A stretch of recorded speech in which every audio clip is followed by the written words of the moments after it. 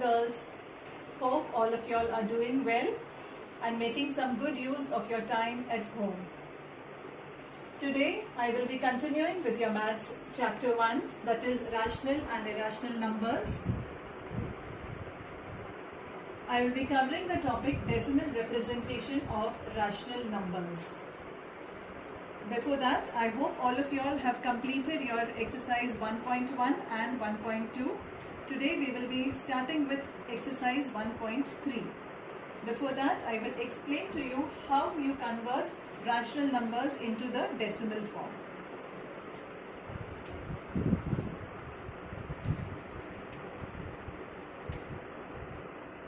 Suppose you have a fraction 2 upon 5. You know that 2 is the numerator, 5 is the denominator.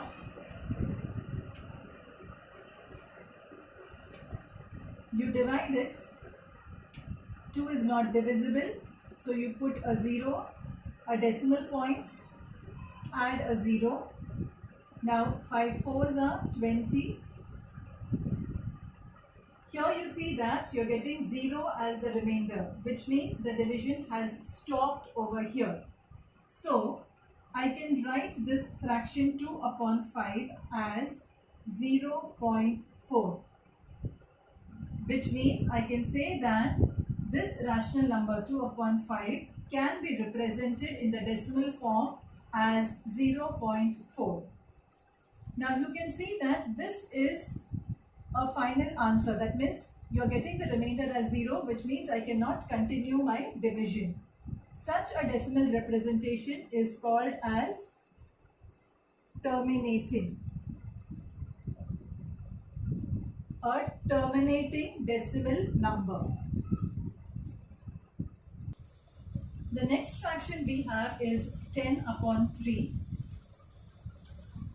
Again, when I divide, 10 divided by 3, 3 3s are 9. Here I am getting a remainder 1. So what I do is put a decimal point, add a 0. Again. So you can see that every time I am doing the division, I am getting a remainder 1. The division does not stop, or I am not getting the remainder as 0. The more I continue, I will continue to get the same remainder, which means I can continue the division as long as I want.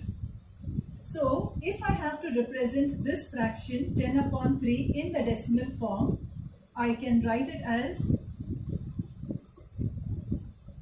3.3333, and these dots indicate that it is continuing. Or what I can do is 3.3 and put a dot above this. This dot indicates that the digit 3 is recurring, is appearing again and again.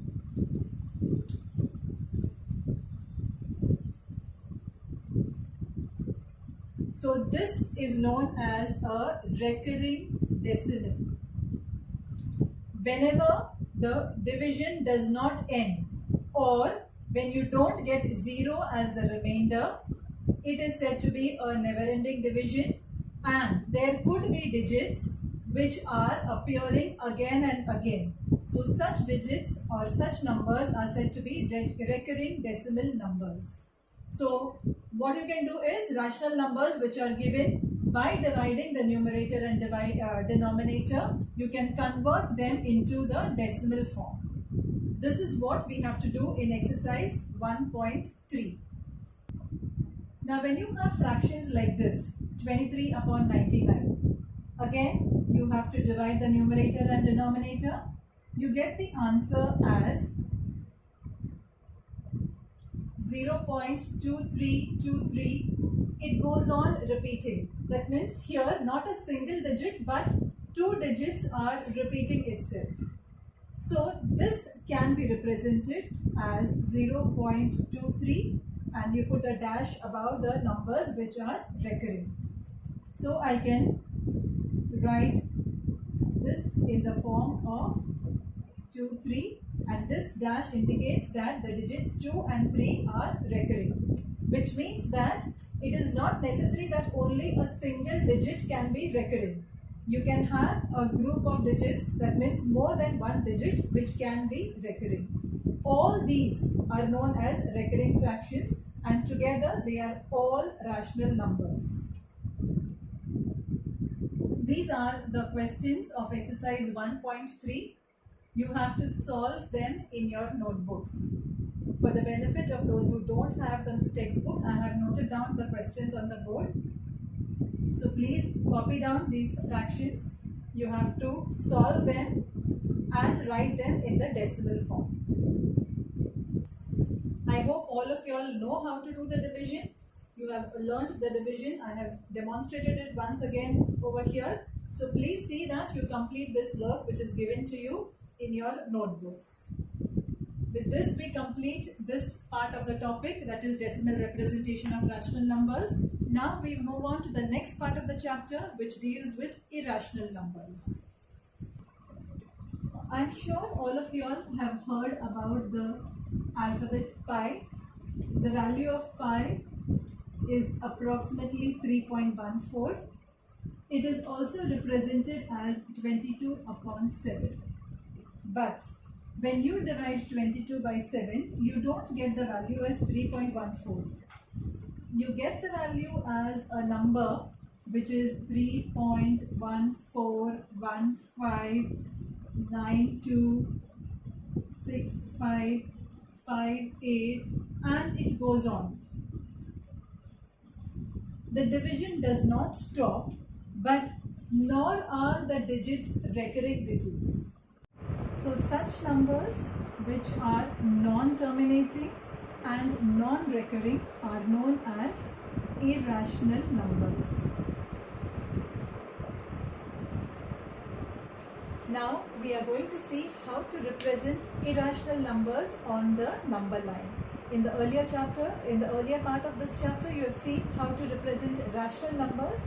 Now you will see how to represent irrational numbers on the number line. Before I demonstrate how to plot it on the number line, let me quickly revise with you the Pythagoras theorem. Pythagoras theorem, as you know, is applicable only to right angle triangles. So here you have a right angle triangle ABC. Angle B is 90 degrees. Now you know the Pythagoras theorem. It says that the hypotenuse square is equal to the sum of the square of the other two sides. The hypotenuse over here is AC. That means I can say length AC square is equal to length AB square plus length BC square. Now, if I consider length BC as 1 and length AB also as 1, I can substitute the values. So I will get it as 1 square plus 1 square. The square of 1 is again 1. So I can say that AC square will be 1 plus 1, which is equal to 2. So length AC will be square root of 2. From this, we can conclude that if I have a right angle triangle whose two sides are 1 unit, then the hypotenuse will be, the length of the hypotenuse will be equal to root 2. We will be applying this when we are going to construct irrational numbers on the number line. The first irrational number we will be constructing or plotting on the number line will be root 2. You have to do the entire construction using a pencil. I am using a pen here so that it can be dark enough or visible enough for you. So the first thing, you will draw a straight line, mark the points,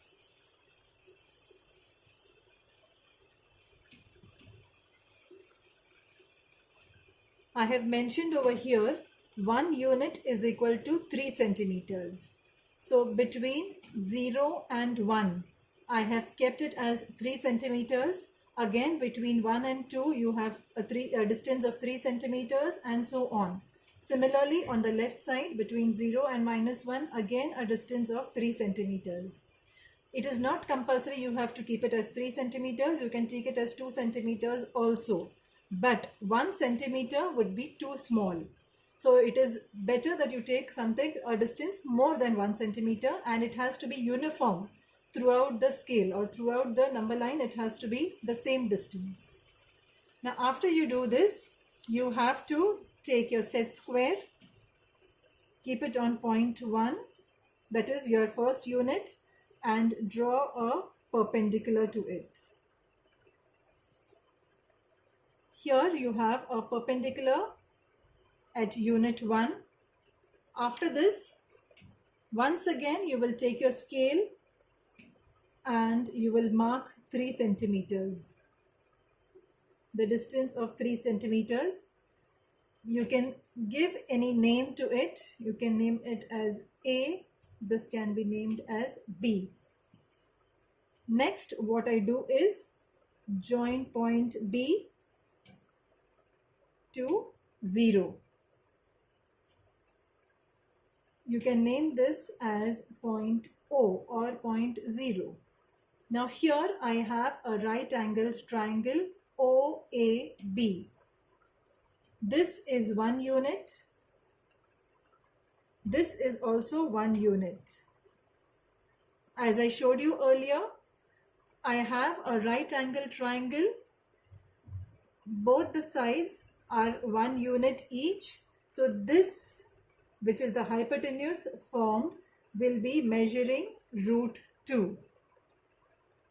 With this measure, now this is not the end because I have to plot it on the number line. So what I do is take this distance and draw an arc on the number line.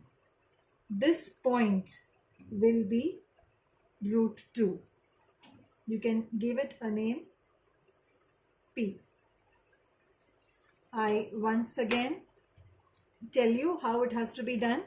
The first thing, you will be drawing a number line. After that, mark 0. From 0, I have taken 1 unit as 3 centimeters.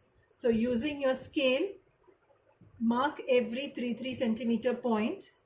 The first 3 centimeters after 0, you will mark it as 1, then 2, 3, and so on. Similarly, on the left side, you will mark it as -1, -2, and so on.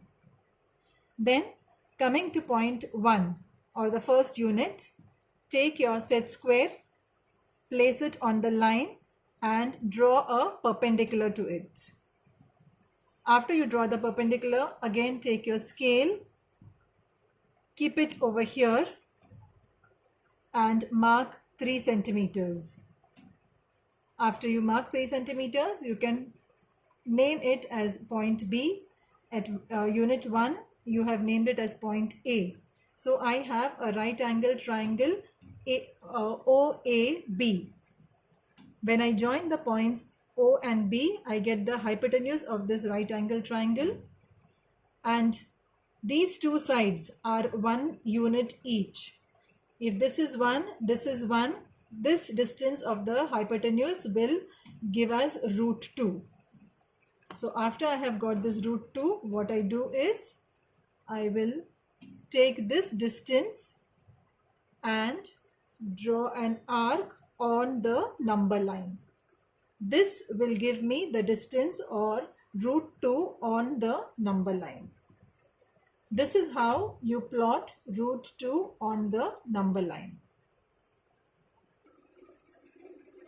Like √2, √3 is also an irrational number, but to plot √3, you cannot directly plot it like we did √2.